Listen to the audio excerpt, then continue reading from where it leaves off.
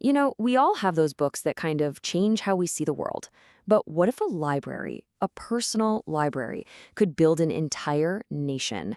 Well, today, that's exactly what we're looking at. I mean, think about it. It's one of the toughest questions you can ask. Your empire has crumbled, it's gone. How how do you build a new country from the absolute ashes? Where do you even start? Well, for Mustafa Kemal Atatürk, the founder of modern Turkey, the answer, the blueprint, was right there on his bookshelf. And what's so incredible is that we have access to it. We get to see not just what he read, but the actual notes he took. We can see how he was thinking. So let's dive inside this leader's library. And I gotta tell you, what we're about to see is super rare. See, this isn't just some dusty list of titles. No, no. We're looking at the actual pages from his books. We can see the lines he underlined with his own hand, the notes he scribbled in the margins. It's like a direct window into his mind. It's the closest thing we have to watching a nation builder think in real time. Okay, so you've decided to build a republic. First problem on your to-do list? You've got to figure out the very nature of power itself. It makes sense, right? Before you can build a new engine, you have to take the old ones apart to see how they tick. And that's exactly what Ataturk did. He dove head first into books on modern European political history, trying to understand the nuts and bolts of the nations around him. And this is where it gets really, really interesting.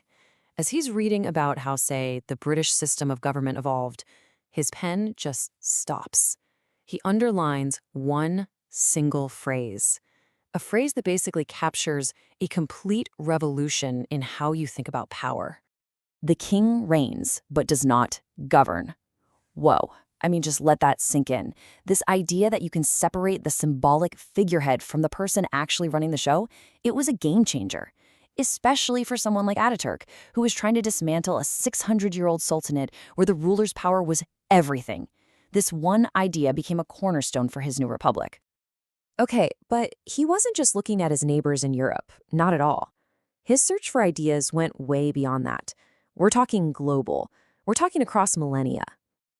I mean, he's just devouring books on the history of Asia, searching for patterns, for roots, way outside the usual European-centric box. He was clearly looking for a much, much bigger picture of how civilizations actually work. And then you see something that just makes you go, wait, what? He's not just reading dry political texts, he's reading about Norse mythology. Yeah, the ancient Eddas from Sweden and Norway, stories of gods and heroes. Now you've got to ask yourself, why on earth would a modern nation builder be reading that? And look, he's actually marking a passage here about Tyr, the Norse god of war. This tells you something so important. It shows he understood that a nation isn't just about laws and lines on a map.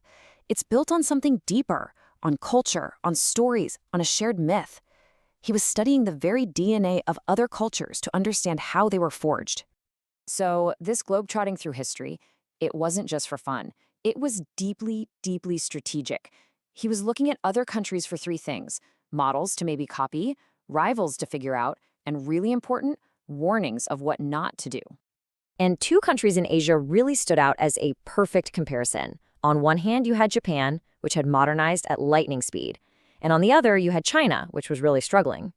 For the new Turkey, these looked like two doors to the future. Which one do you walk through? He was definitely paying super close attention to Japan. In this book, Japan and World Peace, he saw a living, breathing case study of a country that was not European, but had totally transformed itself. For Ataturk, this must have been huge. It was proof that modern didn't have to mean Western. And man, he got into the weeds. He's noting how Japan adopted ideas from Enlightenment thinkers like Montesquieu and Rousseau. But he's not just looking at the highlight reel, he's also studying their problems. He marks a passage about how only 2.8% of the population could even vote. He's even looking at new issues popping up, like the rise of socialism. He's learning just as much from their mistakes as their wins. And then he comes across this sentence, a chilling warning that China, abandoned to its own resources, will end up becoming the Turkey of the Far East.